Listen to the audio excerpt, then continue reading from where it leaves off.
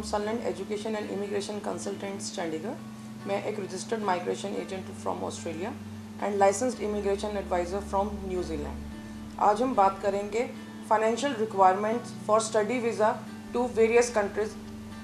हमें जब हम करते हैं, सबसे बड़ा जो एस्पेक्ट होता है जब भी हम सोचते हैं कि हमने बाहर अपनी पढ़ाई करने जाना है, तो वो होता है फाइनेंशियल्स।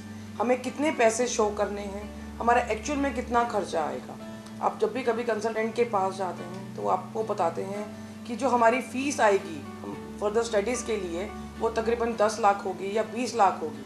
बट जो हमें वो फ़ंड शो करने के लिए बोलता है तब हमें बताता है कि हमारी जो फ़ीस हमें फंड शो करने हैं वो 25 लाख के करने हैं, तो 30 लाख के करने हैं। तो हमारे जहन में एक सवाल उठता है कि इतना डिफरेंस क्यों है। जब हमारी फ़ीस 10 से 20 लाख के बीच में है तो हमें अपनी शो मनी 25 से 30 लाख के क्यों करनी पड़ रही है। तो हमें जो फंड शो करने पड़ते हैं वो हमें सिर्फ ट्यूशन फ़ीस के लिए नहीं शो करने पड़ते, इसके अलावा भी हमारा खर्चा होगा। जब हम फॉरेन में जाएंगे अपनी एजुकेशन लेने, हमें ट्यूशन फ़ीस के अलावा अपने लिविंग एक्सपेंसेस के लिए फ़ंड शो करने पड़ते हैं।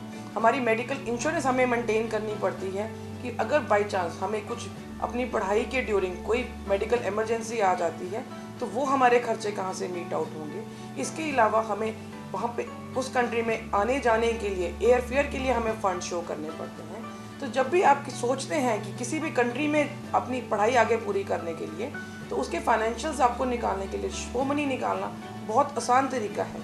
आप अपनी ऑफर लेटर पे देखिए आपकी टोटल फ़ीस कितनी है, उस कंट्री के लिविंग एक्सपेंसेस कितने हैं, वहाँ का एयर फेयर कितना है।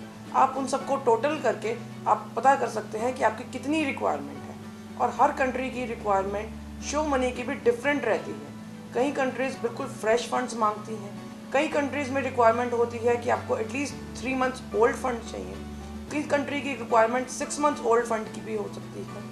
कहीं पे फंड सिर्फ आपके ही नाम पे चलेंगे या आपके पेरेंट्स के नाम पे चलेंगे। बट कई कंट्रीज़ की रिक्वायरमेंट होती है कि कोई भी आपको आपकी फाइनेंशियली आपको स्पॉन्सर कर सकता है, वो बेशक आपसे रिलेटेड है या नहीं भी रिलेटेड है। तो प्लीज़ आप अपनी देखिए कि आपको किस कंट्री में जाना है और उस कंट्री की स्पेसिफिक फाइनेंशियल रिक्वायरमेंट्स क्या है, उसी के ही बेसिस के ऊपर आपको शो मनी करना है। क्योंकि इतना इम्पॉर्टेंट एस्पेक्ट है फाइनेंशियल्स।